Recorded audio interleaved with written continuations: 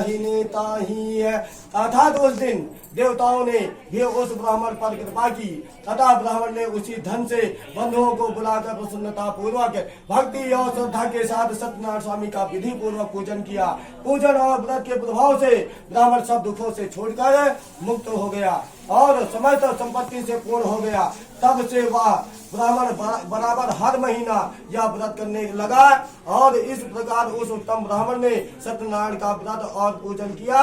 इससे वह ब्राह्मण समस्त पापों से छोड़कर दुर्लभ मोक्ष को प्राप्त हुआ।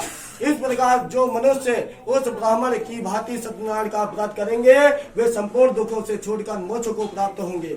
इस प्रकार भगवान ने व्रत के प्रभाव को नारद जी से कहा। इसके बाद श्री सूत जी ने शौनकादिक ऋषियों से प्रश्न किया कि जो कुछ भगवान महात्मा था वह कथन किया, अब आगे क्या कहूँ, आप लोग कहिए। ऋषियों ने उत्तर दिया, महाराज उस ब्राह्मण से इस व्रत को किसने सुना तथा किसने इस व्रत को किया, यह सारी कथा हम सबकी सुनने की इच्छा है, आप कृपा कर कहिए।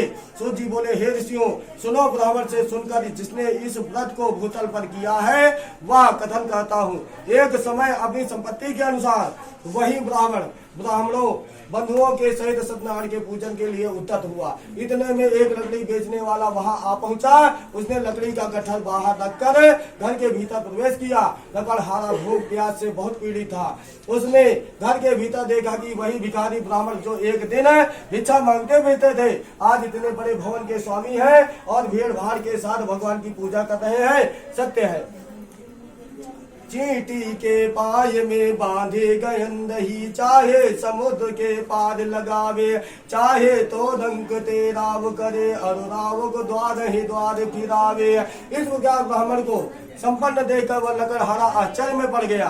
कुछ देर के बाद उसने हाथ जोड़कर ब्राह्मण से पूछा कि आप किसका पूजन कर रहे हैं, इस पूजन का क्या फल है, कृपा कर विस्तार पूर्वक कहिए। ब्राह्मण ने लकड़हारे से कहा, यह श्री सत्यनारायण का व्रत पूजन कर रहा हूँ। ये प्रभु इस प्रकार दीन दयाल है कि वांछित फल प्रदान करते हैं।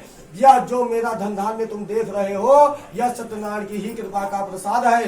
संग सर्ग जा दोख गुणा भवन्ते, सर्ग से ही दोख व गुण उत्पन्न होते हैं। ब्राह्मण के मुख से इस प्रकार सुनकर लकड़हारा बहुत प्रसन्न हुआ और भगवान का प्रसाद खाकर तथा जल पीकर नगर को प्रस्थान किया। लकड़हारा ने मार्ग में अपने मन से चिंतन कर यह संकल्प किया कि आज जो कुछ भी लकड़ी के बेचने पर मिलेगा मैं उसी से सत्यनारायण का पूजन करूंगा।